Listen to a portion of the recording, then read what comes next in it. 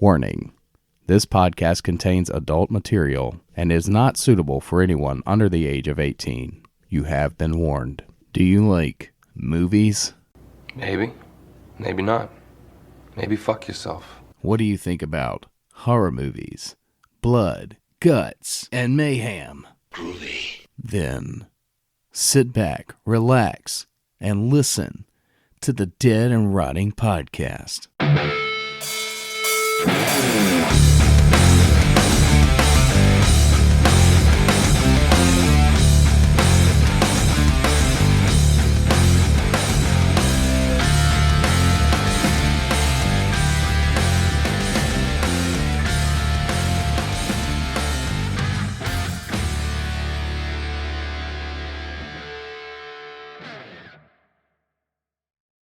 Hello, and welcome back to the Dead and Rotting Podcast. I'm your host, as always, Tim Tanner. What does it mean to be a scream queen? Well, if we ask Google, we get an answer from Wikipedia that tells us that scream queen is an actress who is prominent and influential in horror movies, either through a notable appearance or reoccurring roles. I think that when we say scream queen, that our guest today falls right into that definition without a doubt. With nearly 140 IMDb acting credits, most of which are horror, spanning from 1994 until now, not to mention writing and directing credits, our guest has solidified herself as a scream queen. If you haven't figured out who I'm talking about today by the title of the episode, it is legendary actress, writer, director, and all things film, Tina Krause. Not only is she a prolific horror film star, but Tina is a super nice person with a lot of cool stories to tell. I hope you enjoy listening to our chat as much as I enjoy chatting with Tina.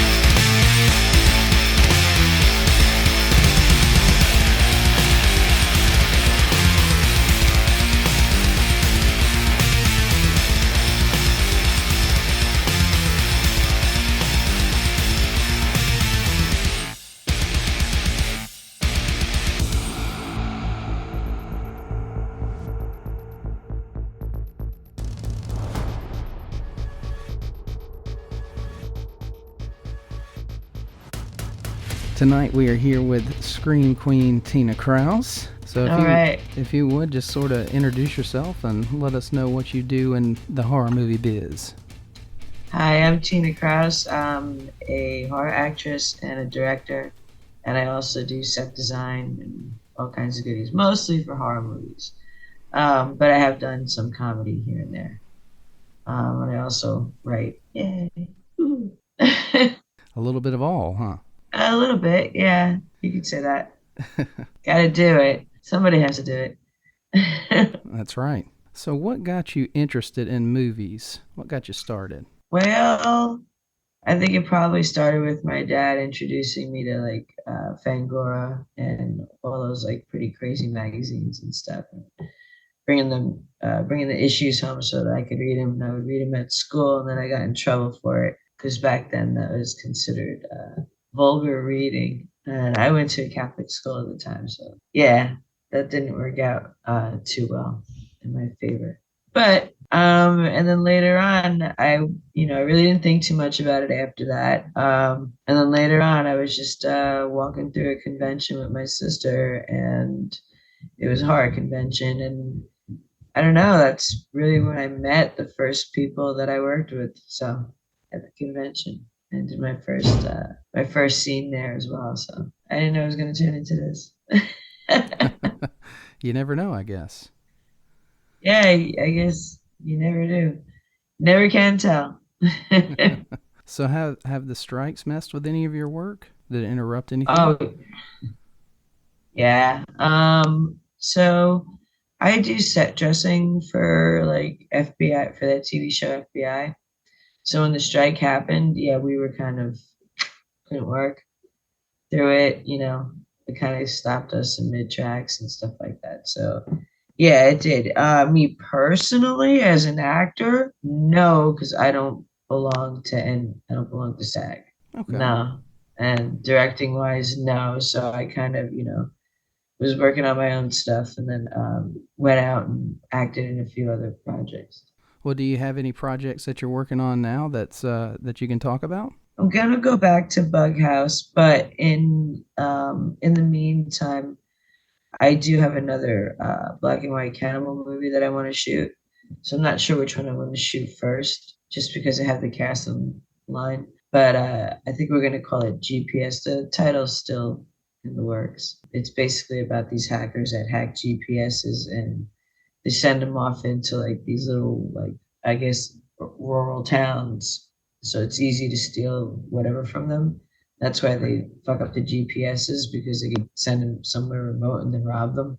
So that's their whole plan. But they send this couple into a cannibal town, Oh, and they don't nice. know it's a cannibal town.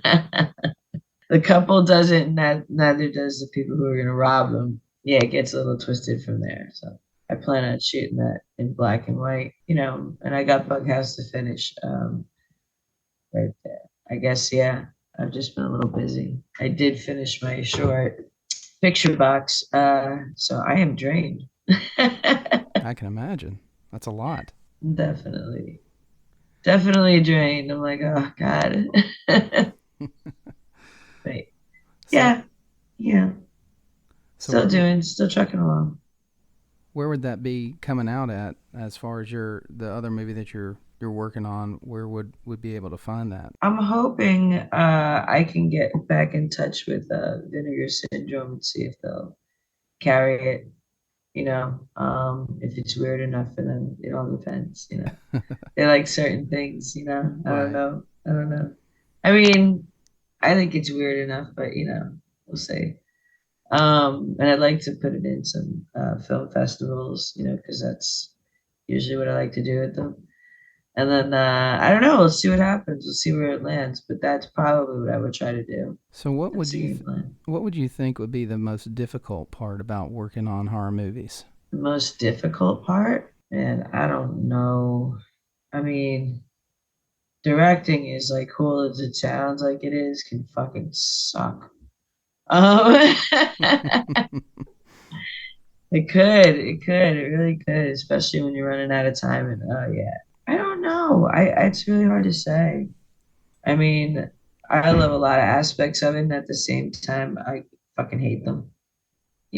Like I hate, I And there may be more hate than to one thing. say it. Yeah, I hate to say it, but I hate like, I hate getting like, hate blood scenes and like getting gooped up or anything like that. Yeah, not into that. I think I died too many times. I'm tired of dying. Um, yeah, but I mean, yeah, sometimes directing sucks too, because you just want to get the scene, and next thing you know, it's like fucking 1 o'clock in the morning. And you're like, shit, and people have to get on a flight. Yeah, so it's like, I don't know. I don't know what the harder or the worst part is. Hard to say. Well, if we look at the opposite there, what would be some of the best stuff about working on horror movies? What are some of your favorite things? When a scene goes right, that's usually my favorite thing. That Seeing all the hard work makes go me into them. ecstatic as all hell. I can imagine. I'm like, yippee! Hooray! This went right. It didn't take 45 tries. We're not here until 4 o'clock in the morning. Yeah, that'll make my day. But I don't know, man. I mean, yeah, when a scene goes right, yeah, that's cool. If I get to explore, something new that I haven't seen before. Something cool, like an old abandoned something church or hospital, whatever. I get to work and take a look at it. Check out a city. That's cool. I don't know. It's fun to try to act, I guess, in a part that you never played before. Also, to direct something that you normally wouldn't be asked to direct. That's pretty cool too. But yeah, I don't know. I mean, but they both got their ups and downs. Like there are days I don't want to get up and go to the fucking set. I'm like, oh man, this is gonna happen today. God, why? And then there are days I'm like, oh, we're never gonna get this scene shot because it's too complex, and so doesn't want to do this, and this one wants to get home at this time, and schedule's off. Maybe somebody didn't show up. Shit like that. It seems like Shit that makes you go. scheduling would be really difficult for shooting and stuff, like getting everybody's schedules together. Scheduling blows. It really does. There's always something. Like, it's like, this guy works on the weekends. These guys work on the weekdays. You work on whatever day that everybody's off, So, yeah, I don't know, man. It's a pain in the ass. I mean, like, you got to go around certain things. You have to understand people have jobs. You're not paying them, for the rest of their lives. So, obviously they can't, if they can't take off, they can't take off. You have to schedule around it. It's just sometimes you got to rewrite some scenes. I've been guilty of that. I have. But I mean, yeah, you make it work somehow. I mean, yeah, scheduling sucks. Totally sucks. It's not fun. So, where do you find some of your inspiration for your writings? Oh, that's a good question. Sometimes from dreams or nightmares. That's more the speed of it. It's never really a good dream. Good dreams. Oh, would love to have one. I don't have to wake up from it. Mostly from nightmares, which have me jumping up and being like, all right, I remember that, can't get that out of my head, that was weird. And then others from, dare I say, like a mushroom induced, I don't know what the fuck I ate thing, drug induced thing of some sort that I thought was a piece of chocolate. So Opened up your mind, huh? that opened up a lot more than my mind. I thought I was losing it. I was like, oh my God, I'm done. I'm dying. I ate poison. But yeah, that caused, I guess you could say, that caused the script writing for Limbo for sure, definitely. And then like I think back of what I remember from that weekend because it lasted the whole weekend. I really didn't think I was coming back. I was like, oh no, like that kid with the orange juice, where he thinks he's a cup of orange juice and you can't tip him. I was like, oh my God, I'm gonna be that crazy chick in a mental institution. I was like, this isn't gonna be good. And yeah, no, I really thought so. It's a long story. Yeah, I think I was going through hell, and so like I wrote about it, and I made it pretty much Limbo. Yeah, I made it that. So it was a pretty fucking nightmarish thing that happened there. Especially if you don't do drugs. It did seem very nightmarish, for sure, and Yeah. it seemed like it was. I don't want to say was, but it seemed very David Lynchian, or if I'm saying that right, in some parts too. Yeah, I get that a lot from people. I love David Lynch. I won't lie. I mean, I always admired him. But I guess in some way, I don't know. I don't see it as being David Lynch like, but I was inspired by him. So something rubbed off, couldn't tell you. But it's definitely a drug trip, that movie. I watched it recently on the big screen and I was like, whoa.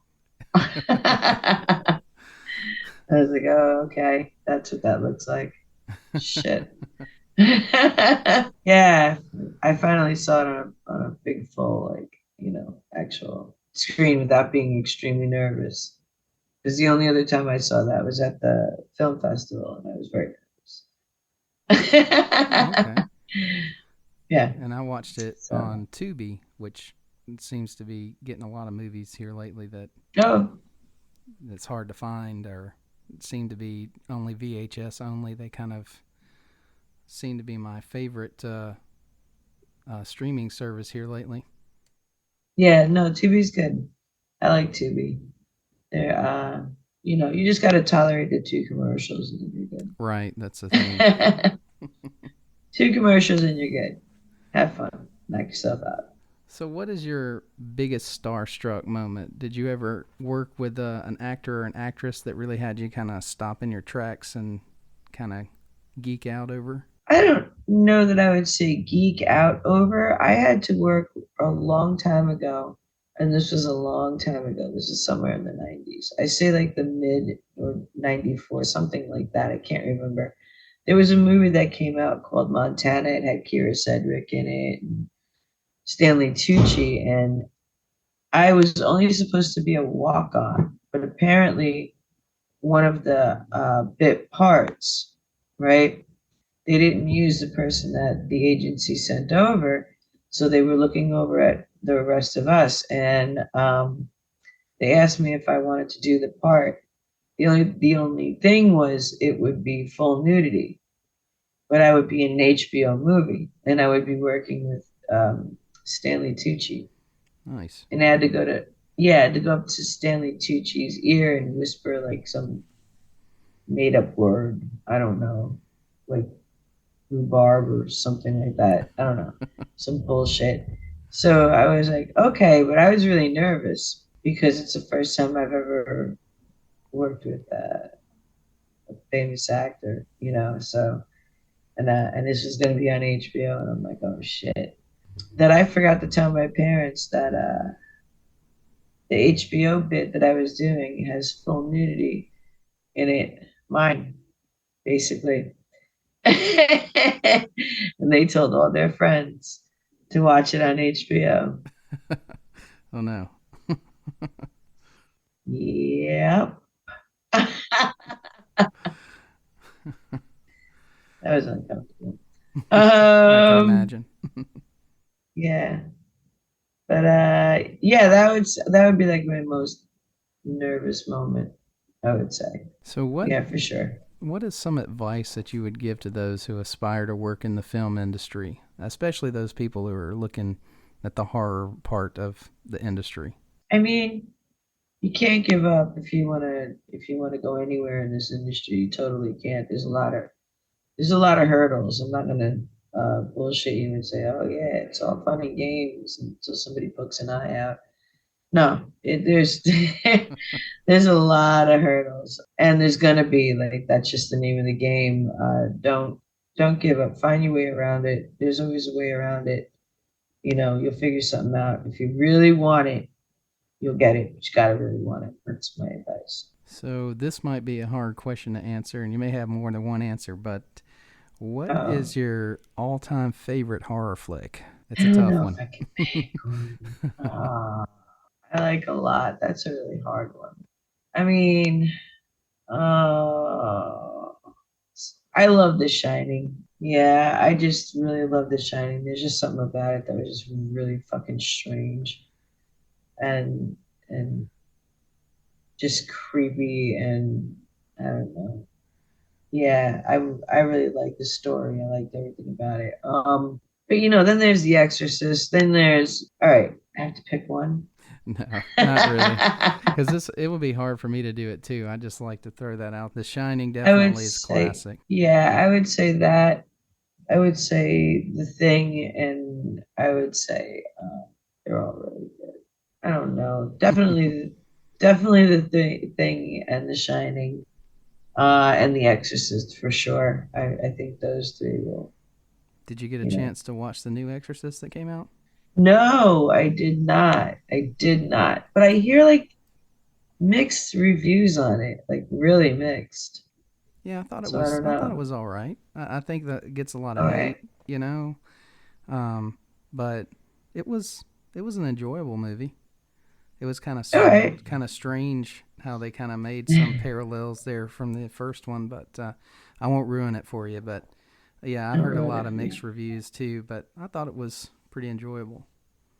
Okay.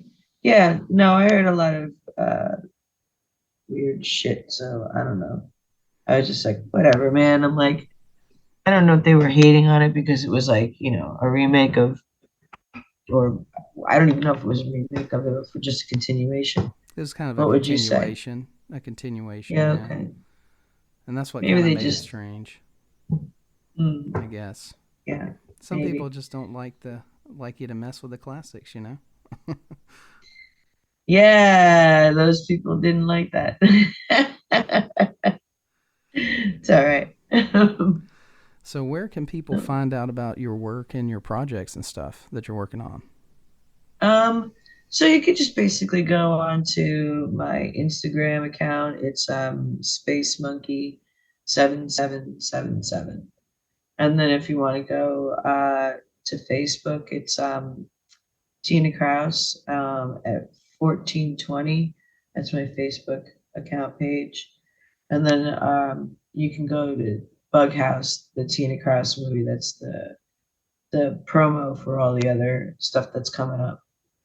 So yeah, you know, that's what's going on. Awesome. There is a couple of movies that'll be coming out, but I don't want to say anything just now because I'm not sure like what the Gotcha. time frame is. Yeah. But yeah, definitely. There's a few things coming out. So just check check my IG or whatever, right there. I'm always putting something up or mentioning something. I guess that's it. I'll be in Zach's new movie Cigarette. So the new horror movie he's shooting now. That Nice. should be cool. We shoot on Saturday. Nice. But yay. But yeah, I think I have a really crazy scene. I think my eyes are sewn shut and I don't have any legs or arms. I don't know. Oh wow. I gotta double check that one. You might be dying again in this one. I feel like it's happening. Yeah. I feel like that's happening. I have a feeling. I'm not doubting it. I'm really not. Well, thank you, Tina, Yeah. for hanging out with us tonight. And Okay. appreciate you. All right.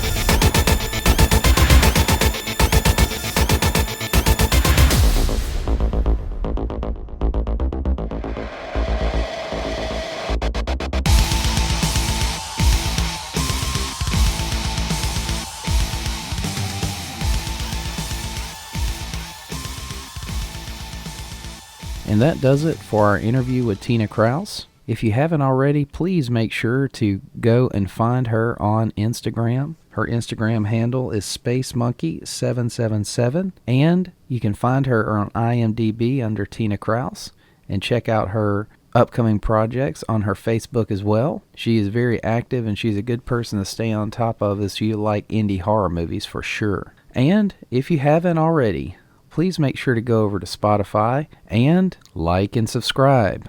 We are trying our best to get up to 1,000 followers and or subscribers there on Spotify. So if you could do that for us, that would be awesome. Also, don't forget you can find us on Apple Podcasts. You can find us on iHeartRadio. You can also find us on YouTube. Don't forget to subscribe there too. You can also find us on Amazon Music. It has been a lot of fun talking with Tina. It's a lot of fun doing this every week for you folks, and I hope that you have a great week, and I hope to hear from you. If you have anything that you would like to talk to us about, if you're trying to promote a movie, if you're an artist of any kind, please drop us a line at deadandrottingpodcast@gmail.com, or you can find us on Facebook or Instagram under Dead and Rotting Podcast. Send us an instant message or however you want to get in contact with us. We would love to interview you if you are an independent horror movie filmmaker, or if you've got some music you want to share on here, just drop us a line. Thank you for listening and hope you have a great week.